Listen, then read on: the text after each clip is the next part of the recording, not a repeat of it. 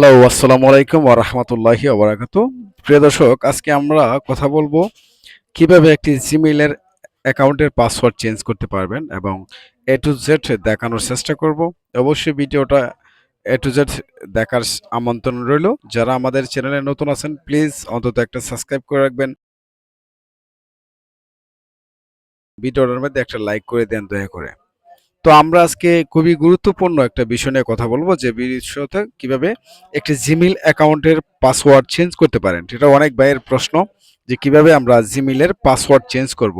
তো চলুন আমরা সর্বপ্রথমই আমাদের মোবাইল স্ক্রিনে চলে যাব। তো অবশ্যই আমাদের সাথেই থাকবেন।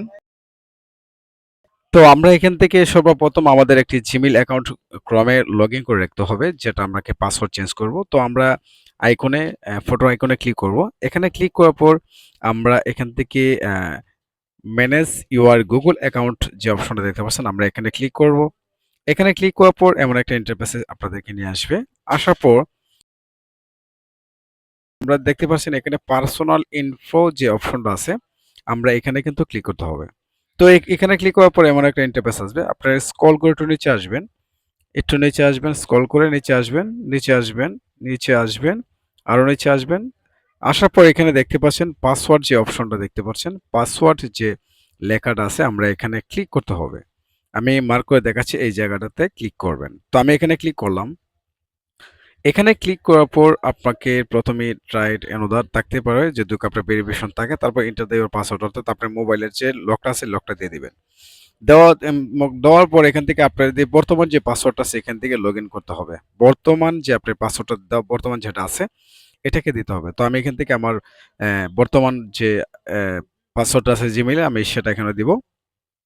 তো অবশ্যই এখান থেকে নেক্সটে ক্লিক করবেন। নেক্সটে ক্লিক করার পর বর্তমান পাসওয়ার্ডটা আসার পর এখানে দেখতে পাচ্ছেন নিউ পাসওয়ার্ড যে অপশনটা দেখতে পাচ্ছেন ঘরটা, এখান থেকে কিন্তু নিউ পাসওয়ার্ড দিতে হবে। সর্বপ্রথম আপনারা এখান থেকে একটা পাসওয়ার্ড দিলেন, আমি এখান থেকে একটা পাসওয়ার্ড দিলাম এবং সেম পাসওয়ার্ডটাই কিন্তু আপনাকে সেখানে বসাতে হবে। ঠিক আছে? আমি এখান থেকে যে পাসওয়ার্ডটা দিলাম সেই পাসওয়ার্ডটা আবার সেম আপনাকে ওই জায়গায় কিন্তু বসাতে হবে। তো আমি অলরেডি পাসওয়ার্ড দিয়েছি। তারপর এখান থেকে আমি সেম পাসওয়ার্ডটা দিব, যে পাসওয়ার্ডটা আমি আগে দিয়েছিলাম। এই পাসওয়ার্ডটা আমি এখন দিচ্ছি।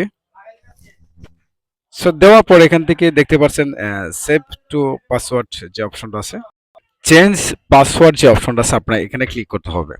সো আমি এখানে মার্ক করে একটু দেখাচ্ছি যে চেঞ্জ পাসওয়ার্ড। তো আমি এখান থেকে চেঞ্জ পাসওয়ার্ডে ক্লিক করব। তারপর এখান থেকে চেঞ্জ পাসওয়ার্ড আবার ক্লিক করবেন। তারপর এখান থেকে সেভ করলে করতে পারেন, কিন্তু আপনার পাসওয়ার্ডটা কিন্তু অলরেডি সেভ হয়ে গেছে। তো আপনার কিন্তু নতুন একটি পাসওয়ার্ড অ্যাড হয়ে গেছে, যে পাসওয়ার্ডটা আপনি ব্যবহার করতে চাচ্ছেন। ঠিক আছে?